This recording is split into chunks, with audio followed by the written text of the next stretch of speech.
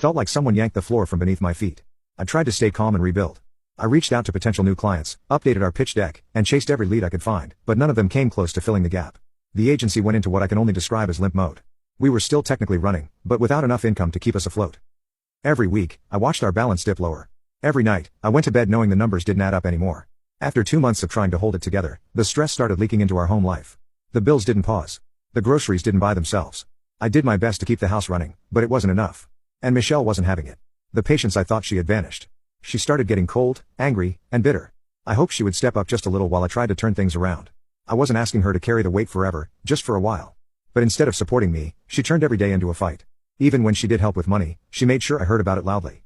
She'd complain sometimes for hours about how I had left a perfectly good job to chase a business that was collapsing in real time. To be fair, I understood where the frustration was coming from. But what hurt most was how quickly she started pointing fingers, as if none of this affected both of us, like I had somehow dragged her into a mess just to watch her suffer in it. It wasn't just the money that created the cracks. The truth is, things between us had already been shifting. We had hit a rough patch even before all this financial pressure showed up. But once the money issues came in, those cracks widened into gaps we could barely look across. We stopped communicating. The warmth disappeared. We weren't partners anymore, we were roommates. At some point, I realized I was running out of options. I had been trying to keep the business afloat on my own, scraping through every week and hoping for some sort of miracle. I didn't want to ask anyone for help, especially not my mother. I mean, she'd already done so much for me throughout my life.